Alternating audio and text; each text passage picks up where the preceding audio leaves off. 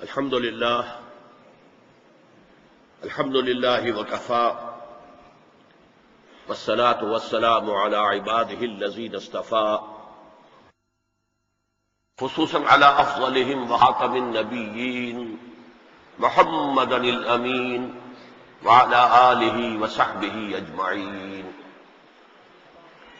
أما بعد فقد قال الله تبارك وتعالى كما ورد في سورة الأحزاب: اعوذ باللہ من الشیطان الرجیم بسم اللہ الرحمن الرحیم لقد كان لكم في رسول الله أسوة حسنة لمن كان يرجو الله واليوم الآخر وذكر الله كثيرا.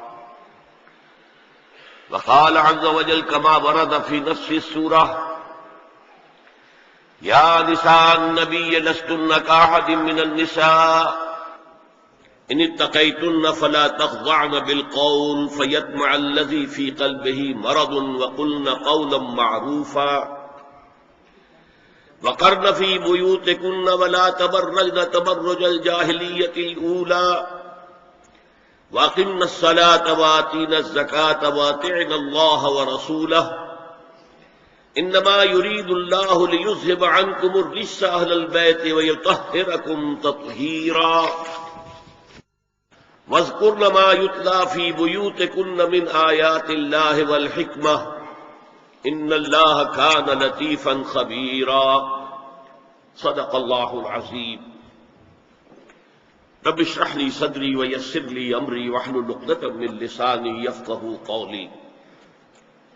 اللهم ربنا ألهمنا رشدنا وأعذنا من شرور أنفسنا. اللهم أرنا الحق حقا وارزقنا اتباعه وأرنا الباطل باطلا وارزقنا اجتنابه. آمین یا رب العالمین. معزز حاضرین اور محترم خواتین، السلام علیکم ورحمۃ اللہ وبرکاتہ. میرے عنوان میں اگرچہ ترتیب یہ ہے کہ اسلام میں پردے کے احکام اور UN کا سوشل انجینئرنگ پروگرام، لیکن بیان میں جو مؤخر ذکر شے ہے وہ میں پہلے لا رہا ہوں تاکہ پس منظر معلوم ہو جائے کہ اس موضوع پر ہم آج کن حالات میں گفتگو کر رہے ہیں. دیکھیے، تقریباً 3 صدیوں سے جو ایک تہذیب یورپ میں پروان چڑھی تھی اور اس کے بعض حصے تو گلوبلائز ہو چکے ہیں پہلے ہی، لیکن ایک آخری حصہ وہ ہے کہ جس کو اب گلوبلائز کرنے کے لیے بہت ہی منظم اور کنسرٹڈ ایفرٹس ہو رہی ہیں. اصل میں فکر انسانی کو توہمات کے چنگل سے نکالنا اور استخراجی منطق، ڈیڈکٹیو لاجک کے تنگنائیوں میں سے باہر نکالنا، یہ کام اسلام اور قرآن کا ہے.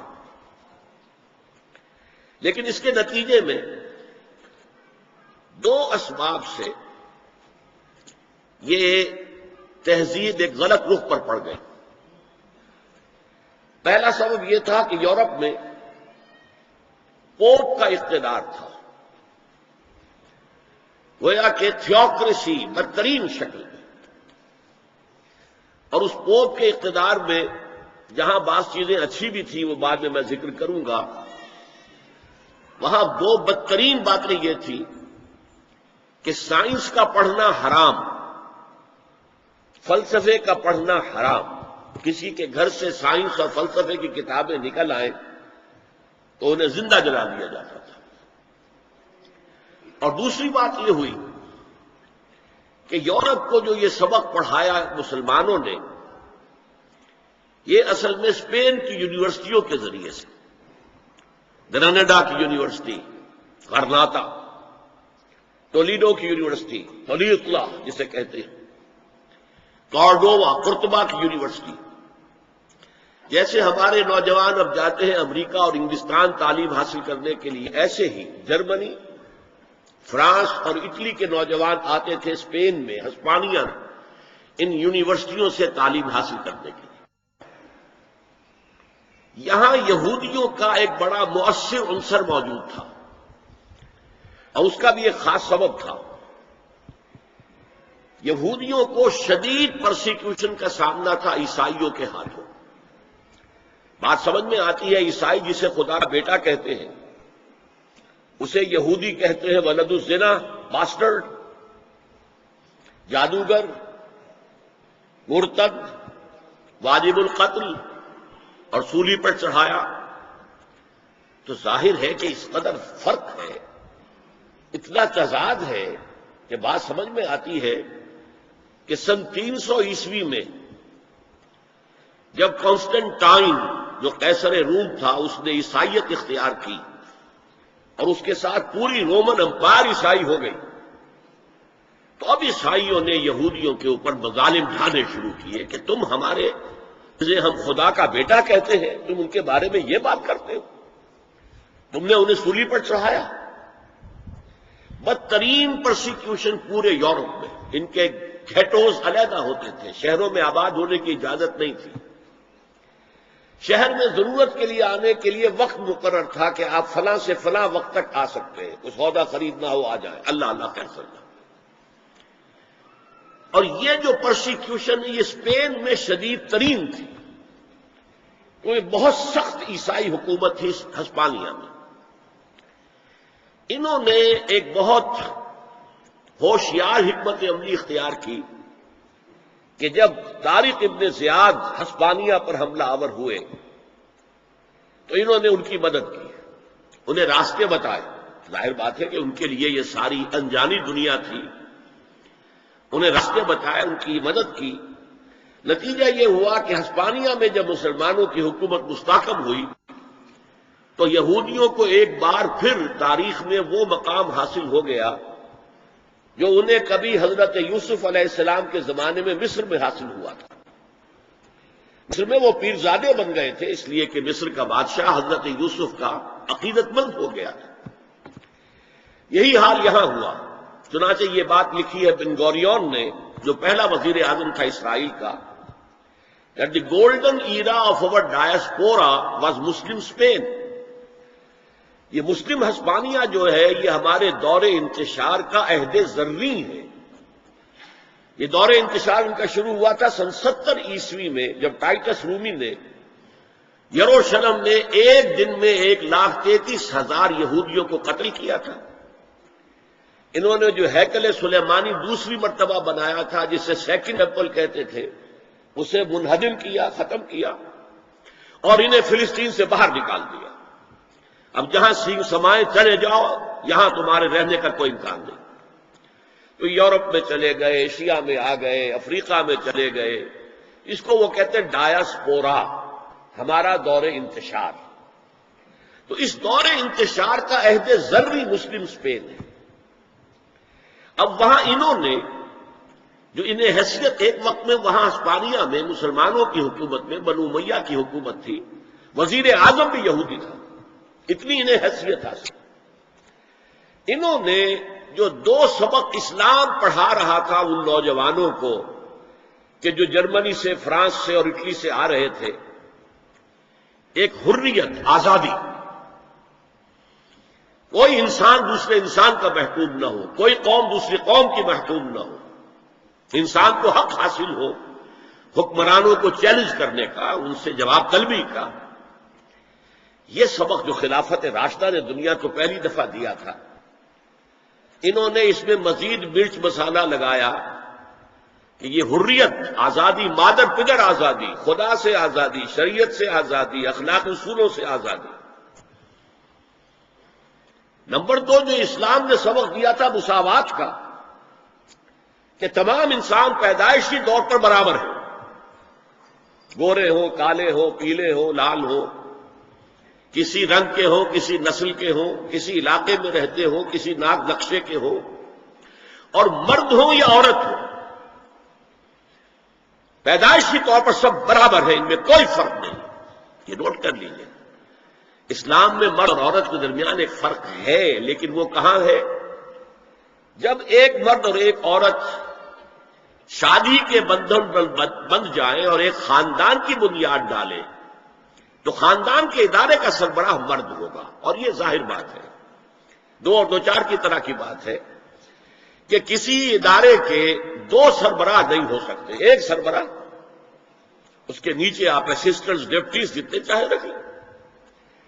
کسی بھی فرم کا مینیجنگ ڈائریکٹر ایک ہوگا، ڈائریکٹر 10 رکھے، 20 رکھے، 50 رکھے، دو برابر کے اگر سربراہ ہوں گے تو فساد ہی فساد ہوگا۔ تو یہ انتظامی برتری ہے، جیسے دفتر میں ایک فراسی ہے اور ایک دفتر کے اندر افسر بیٹھا ہے، ان میں فرق ہے، لیکن ویسے یہ دونوں برابر ہیں انسان ہونے کے ناطے، اور سیاسی اعتبار سے ایک ووٹ افسر کا ہے، ایک ہی اس کے چپراسی کا ہے، ایکول۔ تو انتظامی طور پر مرد کو فوقیت دی گئی ہے عورت پر، لیکن جو شرف انسانیت ہے، ہیومن آنر، ڈگنیٹی، یہ برابر شیئر کرتے ہیں، ان میں کوئی فرق نہیں۔ یہ سبق پڑھایا اسلام نے، انہوں نے اس کو آگے بڑھایا، مرد اور عورت بالکل برابر ہیں، بالکل برابر ہیں، ایک جیسے کام کر سکتے ہیں، کندھے سے کندھا ملا کر کام کر سکتے ہیں، دو مرد آپس میں شادی کر سکتے ہیں، دو عورتیں آپس میں شادیاں کر سکتی ہیں۔ یہ سارا در حقیقت دنیا میں جو فساد پیدا کیا یہ یہودیوں نے، اور یہاں سے یوں سمجھیے کہ جیسے دریا چل رہے تھے علم کے، حکمت کے، ہسپانیہ کی یونیورسٹیوں سے، خاص طور پر یورپ کے ان 3 ممالک میں، سینٹرل یورپ جسے کہتے ہیں، فرانس، جرمنی اور اٹلی، تو اس میں سیاہی گھولتا رہا یہ یہودی طبقہ۔ کون سیاہی گھول رہا ہے؟ وقت کے بہتے دریا میں، دریا کا صاف اور پاک پانی آ رہا تھا، اس میں سیاہی گھولی یہودیوں نے۔ اس کے نتیجے میں جو لبرلزم پیدا ہوا، آزادی، وہی جو آج ہمارے ہاں آتا لبرل اسلام، ماڈریٹ اسلام، لبرل اسلام، یہ لبرلزم یہودیوں کی پیداوار ہے، اور اس کے ذریعے سے انہوں نے عیسائیوں سے بھرپور انتقام لیا۔ اس نے 3 شکلیں اختیار کی۔ یہ علم جو تھا، جب پوپ کی طرف سے آزادی ہو گئی، اب سائنس پڑھنی شروع کر دی لوگوں نے، فلسفہ بھی پڑھ رہے ہیں، بڑے بڑے فلسفی پیدا ہو گئے، بڑے بڑے سائنسدان پیدا ہو گئے۔ سائنس کے نتیجے میں ٹیکنالوجی آ گئی، تو ظاہر بات ہے کہ اس سے یورپ کے اندر ایک پاور پوٹینشل ڈیولپ ہو گیا، طاقت، قوت۔ لیکن یہ علم جو تھا یہ یک چشمی تھا، جیسے ہم کہتے ہیں دجال کی ایک آنکھ۔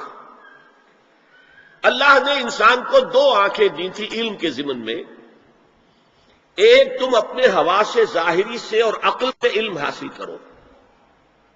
کسی شخص نے دیکھا ہوگا ہمارے آباء و اجداد میں سے کہ کوئی چٹان نیچے گری، نیچے بھی پتھر ہی تھا تو ایک شعلہ نکلا، انہوں نے دیکھا یہ کیا ہے، پھر اس نے یہ 2 پتھر اپنے ہاتھ میں لے کے زور سے ٹکرائے، اس میں بھی شعلہ پیدا ہو گیا، تو آگ ایجاد ہو گئی۔ اس سے پہلے وہ صرف پھلوں پر گزارا کرتا تھا، پھولوں پر گزارا کرتا تھا، یا کوئی کچا گوشت کھاتا تھا، آگ تو تھی نہیں۔ تو یہ بہت بڑی شے تھی کہ جو پیدا ہو گئی۔ پھر آگ کے بعد کبھی کسی نے دیکھا کہ ہانڈی چڑھی ہوئی ہے چولہے پر، اور وہ اس کا ڈھکنا ہل رہا ہے، کون ہلا رہا ہے؟ کوئی جن ہے، بھوت ہے، کون ہے؟ بعد میں معلوم ہوا اس کے نیچے جو سٹیم پیدا ہو رہی ہے، بھاپ، اس بھاپ میں یہ طاقت ہے کہ وہ ہلا رہی ہے، لہذا سٹیم جو ہے سیکنڈ سورس آف انرجی ایجاد ہو گئی۔ اب وہ سٹیم انجنز بن گئے، ریلیں چلنے لگی، دوڑنے لگی۔ تو یہ علم ایک تھا کہ آنکھ سے دیکھو، کان سے سنو، دماغ سے اس کو پروسیس کرو۔ یہ کمپیوٹر یہاں ہم نے تمہیں دے رکھا ہے نا، اس کمپیوٹر کے اندر تم فیڈ کرو اپنا سینس ڈیٹا، آنکھوں کا، کانوں کا، اور چھونے کا، چکھنے کا، سونگنے کا، یہ ڈیٹا فیڈ کر دو تو یہ پروسیس کرے گا۔ اس طرح علم قدم بقدم، قدم بقدم آگے بڑھتا گیا۔ ایک علم یہ ہے۔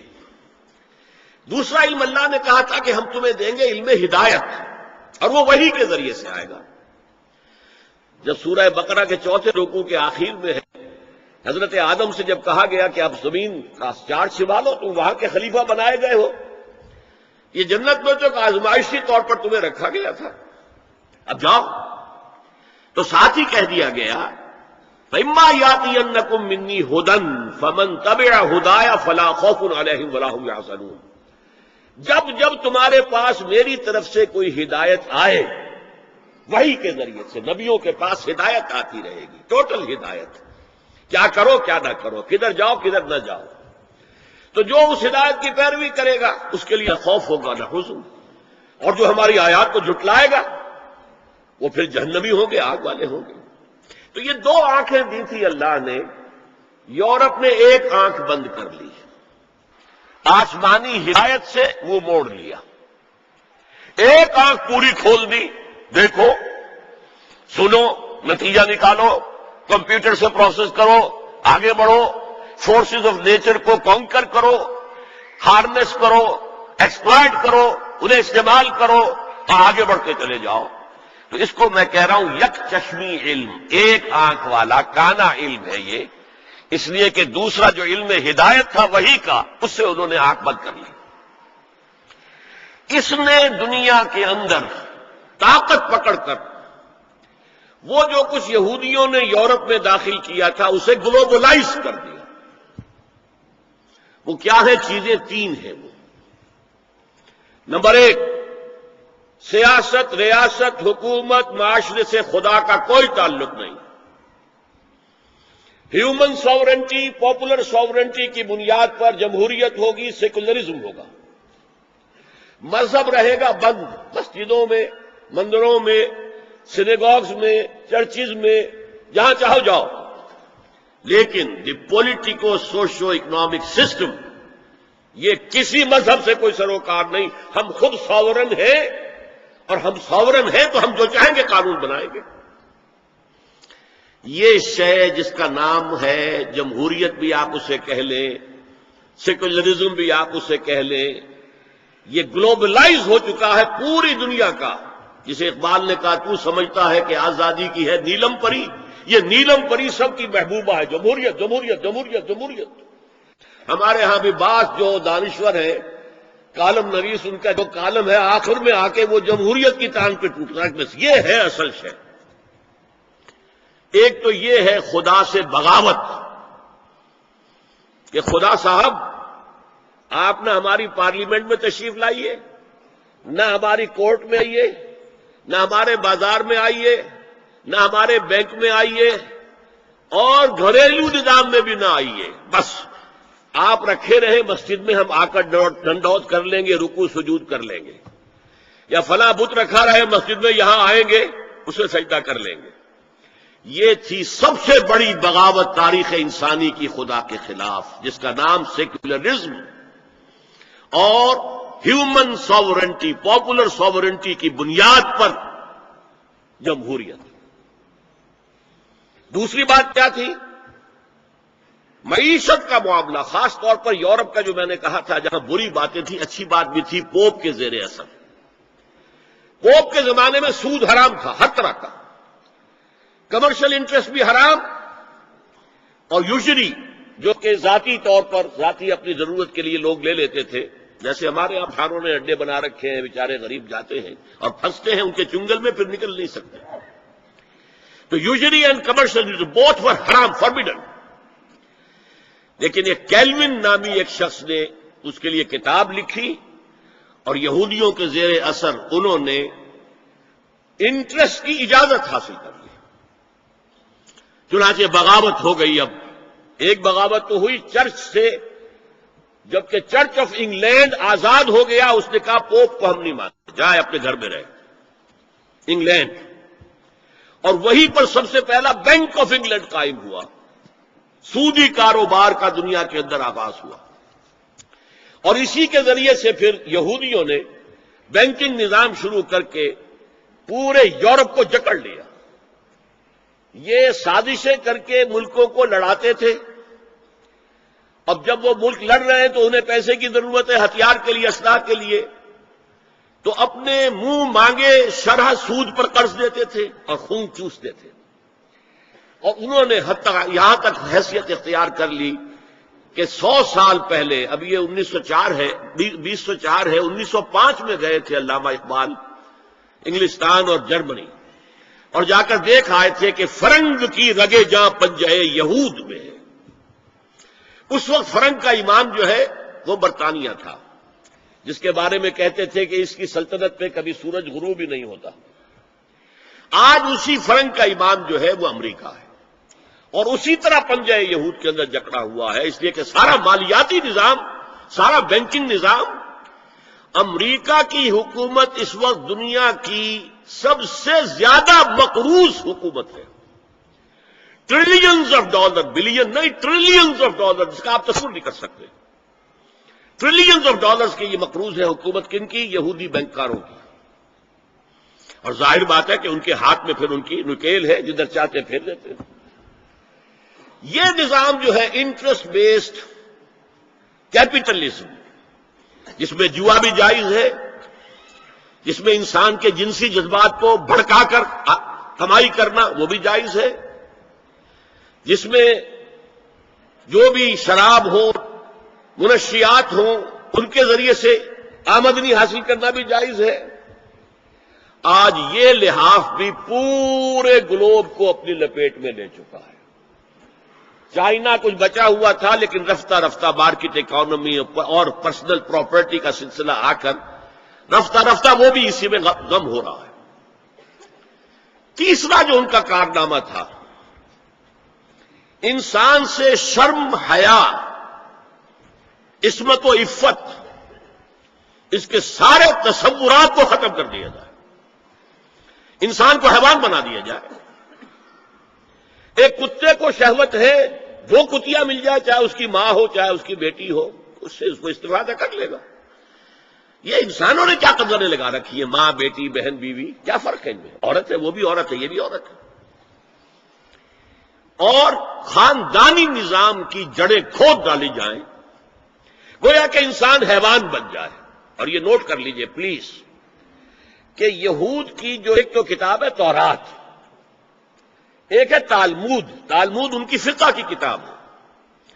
تالمود کی تعلیم یہ ہے کہ یہ باقی جتنے انسان ہیں، اصل انسان تو صرف ہم یہودی ہیں، یہ باقی جتنے انسان ہیں گوئمز، اور ان کے لیے دوسرا لفظ ہے جینٹائلز، یہ اصل میں انسان نما حیوان ہیں، انسان نما حیوان۔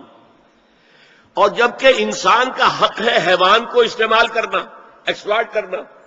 گھوڑے کو ٹانگے میں برگی میں باندھتے ہیں کہ نہیں، اور بیل کو آپ اپنے ہل میں جوتتے ہیں، اسی طرح ہمارا حق ہے تمام انسانوں کو ان کا خون چوسنا، انہیں ایکسپلائٹ کرنا، انہیں استعمال کرنا۔ اور اس کے لیے بہترین طریقہ یہ ہے کہ انہیں واقعتاً حیوان بنا دیا جائے، انسانی اقدار ان سے چھین لی جائے۔ حیوان بنیں گے تو پھر کام کریں گے ہماری مرضی کے مطابق، اور جو کام وہ کریں گے، اس کا جو بھی پروڈکشن ہوگا، ہم سود کے ذریعے سے اس کی ملائی اور مکھن کھینچتے چلے جائیں گے، اور باقی چھاچ ان کو بھی دے دیں گے۔ آخر انہیں بھی رہنا ہے، زندہ رہیں گے تبھی تو کوئی کام اگلے دن کریں گے۔ گھوڑے بھی شام کو آپ کو چارہ ڈالتے ہیں، کوئی چنے ڈالتے ہیں، تبھی تو اگلے دن جو ہے ٹانگے میں جوتیں گے۔ یہ ان کا تیسرا فلسفہ تھا۔ یہ انتقام یہ لوگ یورپ سے اور امریکہ سے، عیسائیوں سے بھرپور طریقے پر لے چکے ہیں۔ شرم اور حیا نام کی کوئی شے نہیں ہے، عصمت و عفت کا کوئی حساب نہیں، کوئی ذکر ہی نہیں۔ اور گواہی ہے کیا ہے؟ پریزیڈنٹ کلنٹن نے کہا تھا 2 سال پہلے یا 3 سال پہلے، وہ جو ان کی اینول سپیچ ہوتی ہے، state of the union address, اس نے کہا تھا عنقریب ہماری قوم کی اکثریت حرام زادوں پر مشتمل ہوگی۔ یہ حرام زادے کا لفظ میں نے ترجمہ کیا ہے born without any wedlock. ایک تو ہوتا ہے ایک مرد اور عورت کی شادی ہوئی ہے، نکاح ہوا ہے، پھیرے پڑے، کچھ بھی ہوا ہے، لیکن اعلانیہ طور پر وہ اب شوہر اور بیوی کی حیثیت سے ہے، تو ان کی اولاد ہو رہی ہے، جائز اولاد ہے۔ ایک بغیر شادی کی اولاد ہو رہی ہے تو یہ حرامی ہے، حرام زادے ہے۔ انہوں نے کہا کہ ہماری قوم کی اکثریت حرام زادوں پر مشتمل ہوگی۔ ہومو سیکشولیٹی، لیسبینز، گیز، اور بالکل ڈکلیئر کرتے ہیں، پادری ڈکلیئر کرتا میں گے ہوں، سینیٹر ڈکلیئر کرتا میں گے ہوں، انہیں کوئی شرم ہی نہیں، اس کے اندر کوئی حجاب نہیں، اعتراف کرنے کے اندر کہیں بھی کسی طرح کی رکاوٹ نہیں، ہچکچاہٹ ہی نہیں۔ یہ جس کو کہا جائے گا پرمیسو ہیڈونزم، جنسی لذت ہر طریقے سے حاصل کی جا سکتی ہے۔ زنا بالرضا ہو تو کوئی جرم ہے ہی نہیں، ہاں زنا بالجبر ہو تو جرم ہے، بالرضا ہو کوئی جرم نہیں، جرم ہے ہی نہیں سرے سے۔ ساری اخلاقی اقدار کو اس طریقے سے انہوں نے ملیا میٹ کر دیا ہے۔ البتہ ابھی یہ تیسرا معاملہ کچھ عالم اسلام کی حد تک ابھی پورا ان کا پروگرام مکمل نہیں ہو سکا۔ ہمارے ہاں ابھی کچھ خاندانی نظام کی بنیادیں باقی ہیں، کچھ والدین کا ادب ہے، ان کی عزت ہے، ان کی خدمت کو انسان اپنے لیے سعادت سمجھتا ہے، کوئی بیوی اور شوہر کے درمیان محبت، الفت، باہمی اعتماد کی کچھ فضا ہے، خاندانی نظام ہے۔ اگرچہ تیزی سے بگڑ رہا ہے نظام ہمارا، اور ہمارا ایلیٹ طبقہ اوپر کا جو ہے وہ مغرب کے طرز پر جا چکا ہے، لیکن ہماری مڈل کلاسز میں، لوور کلاسز کے اندر ابھی کچھ اقدار ہیں شرم کی، حیا کی، عصمت کی، عفت کی۔ آپ پورا زوردار طریقے پر مہم چلا رہے ہیں کہ مسلمان ممالک سے یہ ساری اقدار ختم کر دی جائے۔ چنانچہ نوٹ کیجئے، قرآن مجید میں 2 جگہ پر اللہ تعالیٰ نے اہل مکہ کو وارن کیا تھا۔ اولم یروا انا ناتی الارض ننقصها من اطرافها، کیا یہ قریش دیکھ نہیں رہے کہ ہم رفتہ رفتہ ان کی طرف بڑھ رہے ہیں، چاروں طرف سے ان کے گرد ہمارا گھیرا تنگ ہوتا جا رہا ہے، ان کے گرد جو قبائل آباد ہیں وہ ہمارے حلیف بنتے جا رہے ہیں۔ یہ سورہ رعد کی آیت ہے، اور اسی طرح سورہ انبیاء میں ہے، افلا یرون انا ناتی الارض ننقصها من اطرافها۔ تو اسلام گھیرا تنگ کر رہا تھا رفتہ رفتہ کفار مکہ کے گرد۔ آج یہ برعکس ہے کہ یہ مغرب یہودیوں کی سازش کے تحت اور امریکہ کی عظیم قوت کو استعمال کرتے ہوئے، سول سپریم پاور آن ارتھ، آج یہ ہمارے گرد گھیرا تنگ کرتے چلے آ رہے ہیں کہ ہمارا معاشرتی نظام بھی تلپٹ ہو جائے، درہم برہم ہو جائے، ہماری اقدار بھی ختم ہو جائیں، ہمارے ہاں بھی عورت اور مرد بالکل برابر ہونے کے مدعی ہو کر میدان میں آ جائیں، عورت مرد بن جائے، مرد عورت بن جائے، مردوں کی شادیاں ہو جائیں کہ ایک مرد شوہر اور ایک مرد بیوی اور رجسٹر ہو جائے شادی، لیسبینز کی شادیاں ہو جائیں کہ ایک عورت شوہر ایک عورت بیوی اور رجسٹر ہو جائے شادی۔ یہ سارا کام ناتی الارض ننقصها من اطرافها، اس کی مثال کیا ہے کہ پہلے اس پروگرام کے تحت 1994 میں کانفرنس ہوئی قاہرہ میں، عرب ورلڈ کا وہ مرکز ہے، اس لیے کہ عربوں میں تعلیم کے اعتبار سے، ٹیکنالوجی کے اعتبار سے سب سے آگے مصری ہے، تو یہ چونکہ ان کا ثقافتی اعتبار سے امام ہے، وہاں جا کر انہوں نے ڈیرا گایا اور ان افکار کی اور ان نظریات کا پرچار کا معاملہ کیا۔ دوسری 1 سال کے بعد کانفرنس کر دی بیجنگ میں، تاکہ ادھر سے اور ایک اور طرف سے گھیرا ڈالا جائے اور عالم اسلام کا جو یہ حصہ ہے ایشیا کا، اس کے اوپر اثر انداز ہوا جائے۔ اور اس کے بعد بیجنگ +5 کانفرنس ہوئی ہے، اور یہ ہوئی ہے united nations assembly, united nations organisation کی جنرل اسمبلی کے تحت، اور یہ ہوئی ہے جون سن 2000 میں۔ اب اس میں جو بھی ایک پرچہ تیار کیا گیا تھا ایجنڈے کے طور پر، اس میں جو سفارشات تھی وہ میں آپ کو بتا رہا ہوں۔ امپیکٹ ایک رسالہ نکلتا ہے لندن سے، اس سے میں نے یہ چیزیں لی تھی، اور انگریزی ہی میں ہم نے ایک دفعہ بڑی تعداد میں اس کو شائع کر کے تقسیم بھی کیا تھا، لیکن اس میں صرف آپ کو یہ بتا رہا ہوں کیا فیصلے تھے، کیا کرنا ہے۔ نام اس کا کیا تھا کانفرنس کا؟ Women 2000، gender equality, development and peace for the 21st century. Preparatory document میں نمبر 1، ہومو سیکشولیٹی کو نارمل سیکشول اورینٹیشن قرار دیا جائے، کوئی جرم نہیں ہے۔ مرد مرد سے شہوت رانی کرے، عمل قوم لوط، یہ کوئی جرم نہیں، کوئی حرام نہیں، کوئی بری شے نہیں، نارمل اورینٹیشن ہے، یہ مزاج ہے۔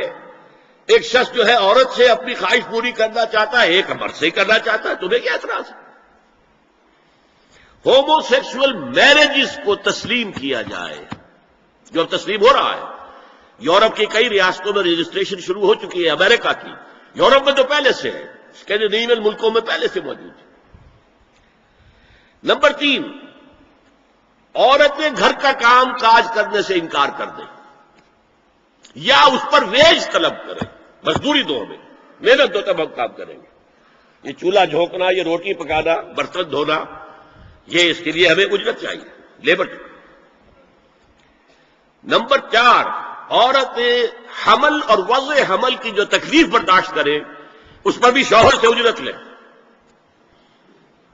نمبر 5، اگر کسی وقت کسی عورت کی طبیعت آمادہ نہ ہو ہم بستری کے لیے اور شوہر مجبور کرے تو اسے میریٹل ریپ قرار دیا جائے، یہ زنا بالجبر ہوگا جس کی سزا دی گئی۔ شوہر اور بیوی کا معاملہ ہے، وہ بیوی کی طبیعت کسی وجہ سے آمادہ نہیں ہے اور شوہر انسسٹ کر رہا ہے تو یہ میریٹل ریپ، شادی شدہ ریپ، شادی شدہ لوگوں کے مابین زنا بالجبر شمار ہوگا۔ نمبر 6، پروسٹیٹیوشن کو ایک باعزت پیشہ مانا جائے اور ان کو پروسٹیٹیوٹس نہ کہا جائے بلکہ سیکس ورکرز، سیکشول ورکرز۔ جیسے مرد ہے وہ اپنی جسمانی قوت استعمال کر رہا ہے، وہ اب چلا رہا ہے، کسی چلا رہا ہے، یا وہ کہیں اینٹیں ڈھو رہا ہے، یا کوئی اور دماغی سے استعمال کر رہا ہے، ڈاکٹر بیٹھا ہے تو اس نے لکھ رہا ہے، فیس لے رہا ہے، عورت بھی اپنے جسم کے ایک عضو کو استعمال کر رہی ہے تو وہ سیکشول ورکر ہے اور وہ پیشہ ہے اور وہ باعزت ہے، اس پر حتم کوئی قدغن نہ ہو۔ 7، وراثت اور طلاق میں بالکل برابری، کوئی فرق نہیں۔ اب یہ خاص چیز تو معلوم ہوتا ہے کہ اسلام ہی کو ہدف بنا کر انہوں نے ایجنڈے میں شامل کیا ہے۔ اس کا نام ہے سوشل انجینئرنگ، معاشرتی تعمیر نو۔ پرانی تعمیر، وہ جو مولانا روم نے کہا تھا کہ اگر کوئی پرانی عمارت ہے نئی بنانی ہے تو پہلے گرانی پڑے گی، اولا تعمیر را ویرا کنن، تو پہلی تعمیر گرائیں گے تو دوسری بنے گی۔ لہذا یہ سارا سٹرکچر جو ہے سوشل، یہ ختم کر کے یہ نئی سوشل انجینئرنگ ہے جو ہمیں کرنی ہے، اور اس کا سب سے بڑا ٹارگٹ عالم اسلام۔ اب اس میں دوسری بات سنیے، یہ کام تو سن 2002 سے، بلکہ اس سے پہلے 94 میں، پھر 95 میں، پھر 2000 میں، یہ 3 کانفرنسیں ہوئی۔ ایک اب نیا آیا ہے شوشا، اور وہ کیا ہے؟ رینڈ کارپوریشن ہے امریکہ کی ایک بہت بڑا تھنک ٹینک، سب سے بڑا، سب سے اونچا۔ اس کی سفارشات جو ہیں وہ محکمہ دفاع کو جاتی ہے، خارجہ محکمے کو جاتی ہیں، اور ان تھنک ٹینکس کے مشوروں پر اور تجاویز پر لوگ عمل کرتے ہیں۔ حکومت جو ہے ان کو غور سے دیکھتی ہے، عمل کرتی ہے۔ اب انہوں نے مسلمانوں کا تجزیہ کیا ہے کہ مسلمان 4 قسم کے ہیں، سب ایک طرح کے نہیں ہیں۔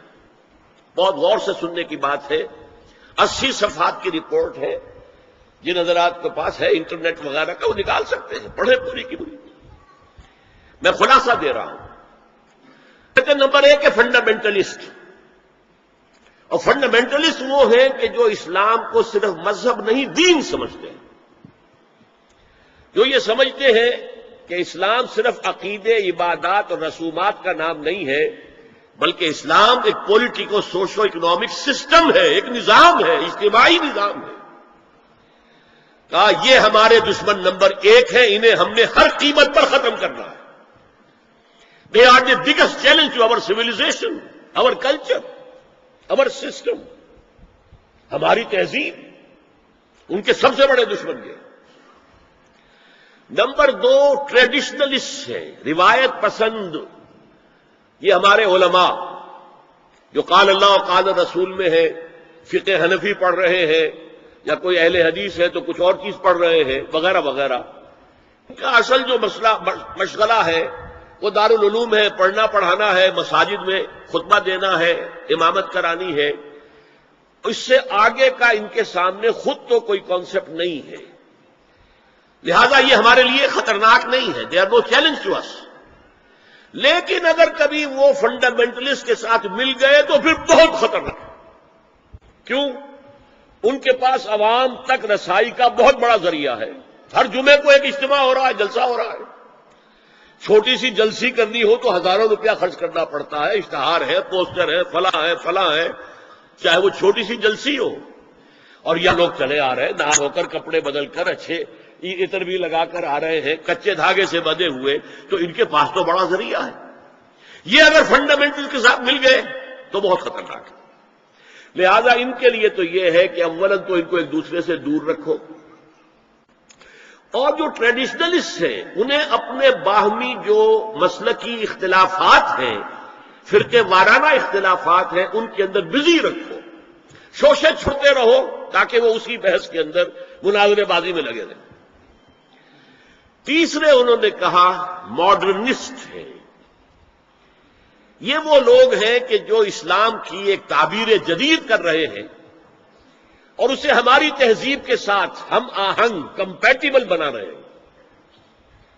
ان کی مدد کرو، انہیں سپورٹ کرو، انہیں پیسہ دو، اور ان کے لیے خاص طور پر پرنٹ اور الیکٹرانک میڈیا میں ان کی اپیئرنس کا بندوبست کرو، اس لیے کہ ان کے پاس کوئی اور ذریعہ تو ہے نہیں۔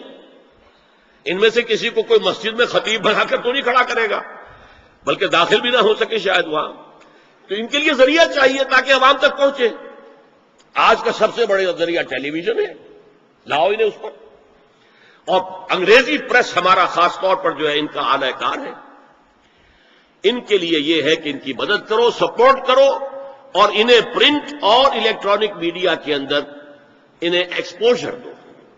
چوتھا کہتے ہیں وہ ہے سیکولرسٹ، پہلے ہی سے ہمارے ہیں، ہماری جیب میں ہیں، وہ تسلیم کر چکے ہیں، ہضم کر چکے ہیں کہ نظام کا، زندگی کے نظام کا کوئی تعلق مذہب سے نہیں ہے، مذہب نام ہے عقیدے کا اور عبادات کا اور رسومات کا، تو یہ تو ہمارے ہی ہیں۔ تو گویا کہ 2 جمع 2 تقسیم ہو گئی، 2 کو سپورٹ کرو، مدد دو، اور 2 کو سپریس کرو، اور ان دونوں کو ایک دوسرے سے دور رکھو، اور جو ٹریڈیشنلسٹ ہیں، روایت پسند، انہیں ان کے اختلافات میں الجھائے رکھو۔ یہ ہے پالیسی جس کے تحت آج ایسی باتیں آپ کو اپنے الیکٹرانک میڈیا سے، ٹیلی ویژن سے سننے میں آ رہی ہیں، اور بڑے بڑے دانشور ہیں جو کہہ رہے ہیں شراب اسلام میں حرام نہیں ہے، شراب پی کر دھت ہو جانا، بالکل مدہوش ہو جانا حرام ہے۔ آپ کو معلوم ہے کہ وہاں بھی کہا جاتا ہے ڈرنکرز وہاں بھی پسند نہیں کیے جاتے، اتنے پینے والے کے ہوش کھو دیں، مغرب میں بھی پسندیدہ نہیں ہے، لیکن وہ کہتے ہیں کہ اصل شراب حرام نہیں ہے اسلام میں۔ اور آپ کو معلوم ہے، میں نام بھی لینا چاہتا، یہ ہماری بدقسمتی ہے کہ علامہ اقبال کے فرزند ہیں جنہوں نے یہ بات کہی ہے۔ پھر انہیں کے ایک اور ہم نام ہے، انہوں نے شوشہ چھوڑا، اسلام میں پردہ وردہ نہیں ہے، قرآن میں پردہ نہیں ہے۔ یہ تو ایک وقت کی سوشل ضرورت تھی، ایک خاص وقت کی ضرورت تھی جس کے تحت کچھ احکام دیے گئے، ورنہ یہ کوئی مستقل احکام نہیں ہے۔ یہ ہے وہ صورتحال کہ جس کی بنا پر میں نے آج اس موضوع کو اپنے لیے اختیار کیا ہے۔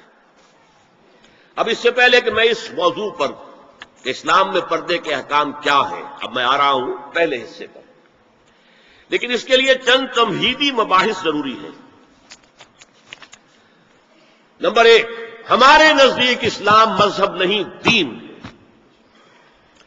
مذہب کا لفظ اسلام کے لیے قرآن میں آیا ہی نہیں، لفظ مذہب آیا ہی نہیں، جہاں تک حدیث کا علم مجھے ہے وہاں بھی نہیں آیا۔ میں یقین سے نہیں کہہ سکتا، اس لیے کہ حدیث کا ذخیرہ بہت بڑا ہے، وہ سارا تو میں نے نہیں پڑھا ہے، جتنا کچھ پڑھا ہے مذہب کا لفظ نہیں آیا۔ اور ہمارے ہاں مذہب کی اصطلاح ہمارے سلف میں مذہب حنفی، مذہب مالکی، مذہب شافعی، مذہب حنبلی، یہ ہمارے مسلکوں کے لیے آیا ہے مذہب، اور اس کے بعد ایک آیا مذہب سلفی جو اہل حدیث حضرات ہیں۔ تو مذاہب یہ ہیں، اسلام دین ہے، ان الدین عند اللہ الاسلام، اور اسلام 6 چیزوں پر مشتمل ہے۔ اس میں ایمانیات بھی ہیں، عبادات بھی ہیں، رسومات بھی ہیں۔ بچہ پیدا ہوگا تو کیا کرو گے؟ عقیقہ کریں گے، کوئی مرے گا تو کیا کرو گے؟ نہلائیں گے، کفن دیں گے، نماز جنازہ پڑھیں گے، پھر دفن کریں گے. یہ رسومات ہیں ہماری. شادی ہوگی تو کیا ہوگا؟ حجاب و قبول ہوگا، اعلان عام ہوگا. یہ تینوں چیزیں بھی اسلام میں ہیں. سیاسی نظام اسلام میں ہے، معاشی نظام اسلام میں ہے، معاشرتی نظام اسلام میں ہے. اسلام کا قانون تعزیرات ہے، حدود ہیں. اسلام کا دیوانی قانون ہے. اسلام کا قانون وراثت ہے. اسلام کا قانون شہادت ہے. زندگی کا کوئی گوشہ نہیں ہے جس کے بارے میں کہ اسلام نے ہمیں تعلیمات نہ دی ہو. تو اسلام مذہب بھی ہے، لیکن صرف مذہب نہیں ہے بلکہ حقیقتاً دین ہے. یعنی مذہب کے تینوں اجزاء اور پولیٹیکو سوشو اکنامک سسٹم مکمل مل کر اسلام بنتا ہے.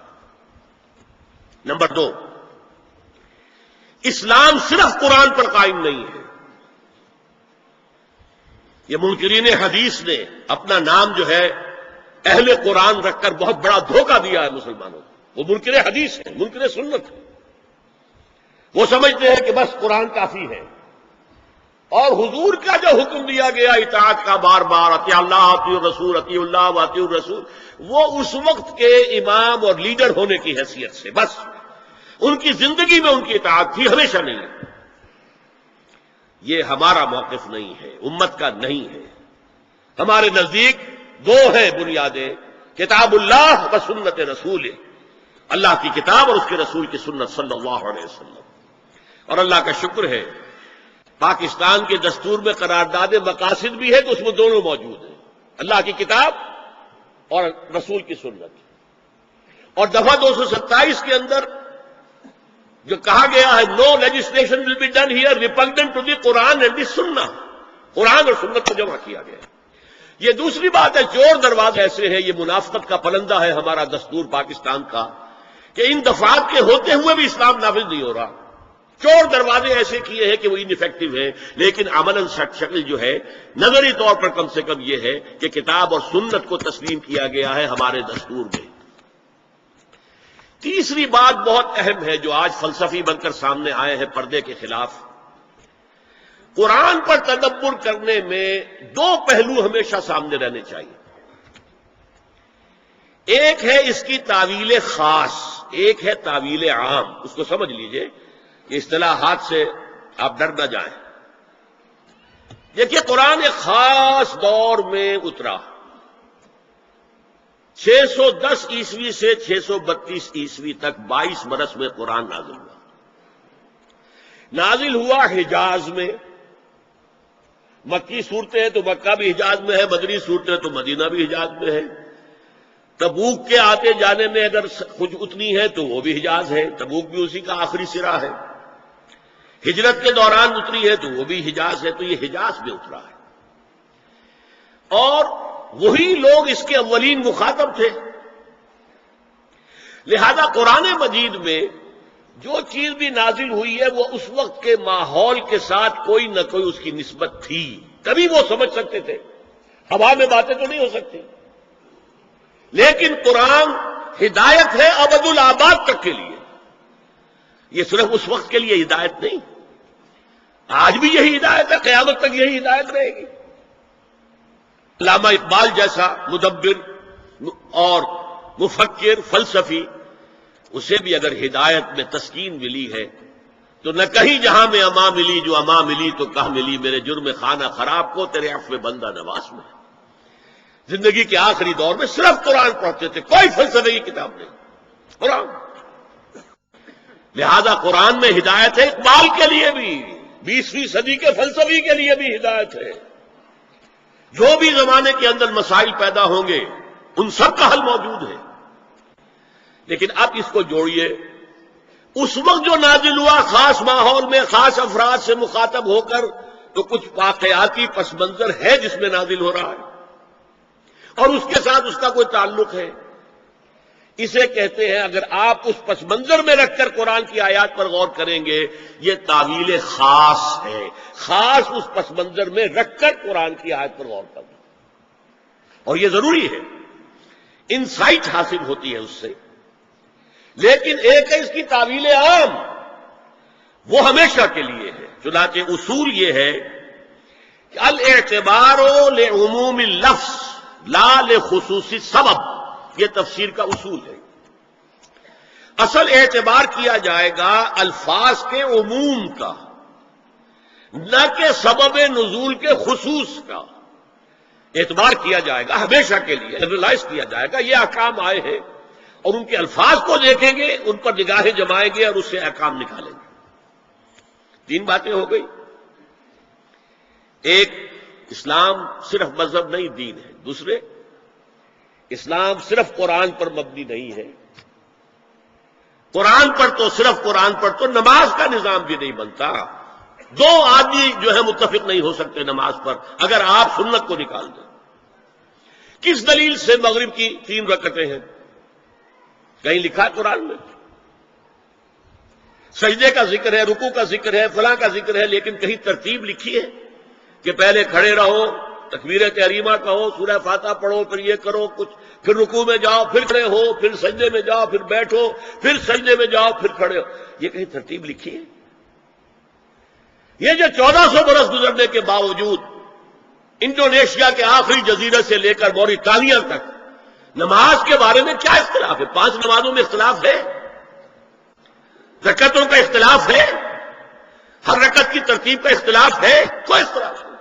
زیادہ زیادہ رفع یدین ہے یا نہیں ہے، بعد میں آمین زور سے کہنی ہے یا خاموشی سے کہ بس۔ میں یہ کہا کرتا ہوں، مجھے پہلا احساس ہوا تھا جب میں نے پہلا حج کیا سن 62 میں، وہاں جو نظر آیا نقشہ، خانہ کعبہ کے گرد کھڑے ہوئے، ایک سرکل، دوسرا، تیسرا، چوتھا، شیعہ بھی ہیں، سنی بھی ہیں، بریلوی بھی ہیں، دیوبندی بھی ہیں، اصحاب ظاہر بھی ہیں، خارجی بھی گئے ہیں، کوئی سب ہے، سب ہے، لیکن کہیں بھی نماز کی ڈرل جو ہے وہ نہیں ٹوٹتی۔ مطلب یہ کہ اگر کسی کا خیال یہ ہوتا کہ جیسے رکوع ایک ہے ایک رکعت میں تو سجدہ بھی ایک ہی ہے، تو وہ ایک سجدہ کر کے کھڑا ہو جاتا اور دوسرا سجدے کے اندر گرا ہوا ہوتا، تو ٹوٹ جاتی نا، جمعیت ختم۔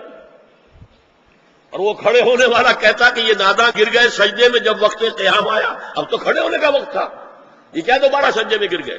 کہیں نہیں۔ اتنے مسلک، اتنی قومیتیں، اتنی زبانیں، اتنے علاقے، نماز ایک ہی ہے، کہیں ڈرل نہیں ٹوٹتی، جمعیت ختم نہیں ہوتی۔ یہ سب سنت کی برکت ہے۔ تو اسلام کی بنیاد قرآن و سنت پر ہے، اور قرآن سے تدبر کرنے کے لیے قرآن پر اور استنباط کرنے کے لیے تعویل خاص پر بھی نظر ہونی چاہیے۔ You get the background جس کے اندر کہ وہ آیات نازل ہوئیں، ٹھیک ہے، لیکن ان کی عام تعویل کی جائے گی کہ یہ ہمیشہ کے لیے اس سے کیا قانون جو ہے وہ مستنبت ہوتا ہے۔ اب چوتھی بات دیکھیے، عرب کا جاہلی معاشرہ جو ہے اس کا معاشرتی نظام کیا تھا؟ کیا وہاں عورتیں ننگی رہتی تھیں؟ کیا وہاں کوئی خاندانی نظام نہیں تھا؟ یہ نہ سمجھیے کہ وہاں کوئی اس طرح کا معاملہ تھا کہ کوئی خلا تھا۔ نمبر 1، ان کا قبائلی نظام بہت مضبوط تھا، اور جب قبائلی نظام مضبوط ہوتا تو خاندانی نظام بہت مستحکم ہوتا۔ قبیلہ خاندانوں کے مجموعے کا نام ہے نا۔ نمبر 2، شرفاء کی جو خواتین ہوتی تھی ان کے عام لباس کے علاوہ 2 چیزیں اور ان کے استعمال میں رہتی تھی۔ ایک خمار، اوڑھنی، گھروں کے اندر وہ اوڑھنی اوڑھتی تھی۔ ایک جلباب، لمبی سی چادر کہ جب باہر نکلتی تھی تو اس میں اپنے پورے جسم لپیٹ لیتی تھی، لیکن چہرہ نہیں چھپاتی تھی۔ یہ جلباب کا لفظ قرآن میں آیا، خمار کا خمر ہننا، جلابیب ہننا، یہ الفاظ انہیں معلوم تھے نا، ان کے زیر استعمال تھے نا، ورنہ کوئی نیا لفظ کہاں سے آ جاتا؟ تو جلباب اور خمار ان کے لباس کا حصہ تھا، گھر میں اوڑھنی، اور باہر نکلے تو ایک بڑی چادر میں اپنے آپ کو لپیٹ لے، لیکن چہرہ نہیں چھپانا، سر کے اوپر بھی ضروری نہیں ہے کہ کچھ ہے ہو۔ البتہ نہ گھر کے اندر کوئی مخلوط اجتماعات کی کوئی پابندی تھی، مرد ہیں عورتیں ساتھ ہیں، بیٹھے باتیں ہو رہی ہیں، خوش گپیاں ہو رہی ہیں، کھانا کھا رہے ہیں ساتھ مل کر، جیسے آج ویسٹ میں ہے۔ اور نہ ہی اور باہر جو ہے کوئی مخلوط جو ان کے اجتماعات تھے ان کے اوپر کوئی پابندی تھی، ایک جو ہے مخلوط معاشرہ تھا۔